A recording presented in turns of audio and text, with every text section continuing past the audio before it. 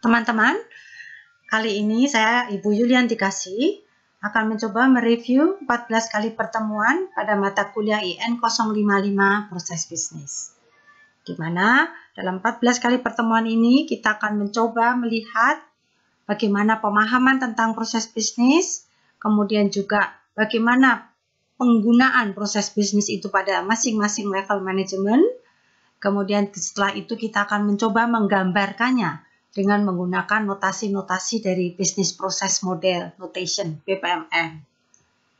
Untuk itu nanti kalian perlu menginstall software BPMN setelah UTS. Ya. Nah, bab pertama pendahuluan kita akan mencoba mempelajari apa itu bisnis, bagaimana itu proses, bagaimana proses bisnis itu harus dilakukan.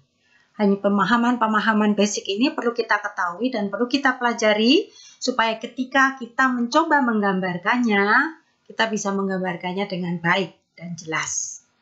Minggu kedua kita akan mempelajari konsep-konsep dasar sistem. Kenapa perlu mempelajarinya? Karena proses bisnis ini terjadi juga di dalam sebuah sistem. Ya, dan kalau kita sebagai mahasiswa IT, kita perlu mempelajari bahwa proses bisnis itu berlaku juga di dalam sebuah konsep dasar sistem informasi. Oleh karena itu kita perlu mengetahui dulu bentuk-bentuk dari dasar sistem informasi dan konsep dasar sistem informasi. Minggu ketiga kita akan mulai masuk ke dalam level manajemen. Di dalam penggunaan dari proses bisnis sendiri itu akan bertingkat-tingkat sesuai dengan tingkatan dari manajemen yang ada, di mana akan dibagi menjadi 3 tingkat manajemen.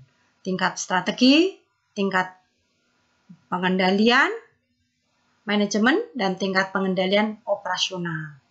Masing-masing tingkatan akan memiliki proses bisnis yang berbeda satu dengan yang lain. Minggu keempat kita akan mencoba masuk ke dalam perusahaan. Sebelum kita melakukan suatu perbaikan proses, kita perlu mengetahui perusahaan itu sendiri kondisinya seperti apa. Oleh karena itu kita perlu mengetahui apa yang dilakukannya sekarang, perubahan apa yang diharapkan terjadi, dan apa yang harus dilakukan untuk masa yang akan datang. Di sini kita akan menggunakan beberapa tools, diantaranya adalah tools Strength, Weakness, Opportunity, Threat, Porters, dan perbaikan proses. Minggu kelima, kita mempelajari tentang tingkatan strategi, di mana suatu perusahaan itu memiliki 3 macam tingkatan strategi yang berbeda. Tingkatan fungsional, tingkatan bisnis, dan tingkatan korporasi. Di mana masing-masing dari tingkatan itu akan memiliki proses bisnis yang juga berbeda dan perlu kita siasati dengan baik. Minggu ke-6 kita mulai mempelajari operational management, di mana sebagai seorang manajer kita harus memiliki skill-skill tentang analytical problem solving skill, organizational skill, dan communication skill. Karena dengan skill yang ada itu, kita juga berharap bahwa proses bisnis yang dilakukan itu boleh berjalan dengan baik dan lancar. Minggu ke-7, HRD. Tidak dapat kita pungkiri bahwa dalam suatu proses bisnis selalu ada manusia yang terlibat. Oleh karena itu, sebagai seorang manajer, kita perlu melihat atau perlu memperlakukan para pegawai kita dengan tepat dan baik. Sehingga ketika mereka melakukan atau mereka terlibat dalam suatu proses bisnis, mereka boleh melakukannya dengan maksimal dan berjalan dengan lancar. Minggu ke-8 UTS, minggu berikutnya setelah UTS, diharapkan kalian sudah menginstall BPMN atau Pisaki pada laptop kalian. Karena setelah ini ada pembuatan tugas, UAS, dan proyek-proyek besar yang semuanya menggunakan software Pisaki.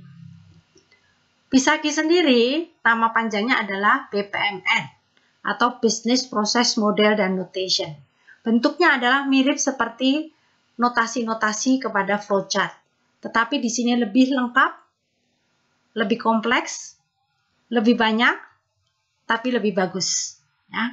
Karena dengan BPMN ini dapat diakses juga melalui Android, Sehingga ketika terjadi suatu perubahan proses yang mendadak, itu akan segera dapat diketahui oleh semua orang-orang yang berkepentingan. Nah, berikutnya kita nanti akan mencoba melihat video dari BPMN. Terima kasih, itu kurang lebih 14 minggu review kita tentang mata kuliah bisnis proses. Sampai bertemu.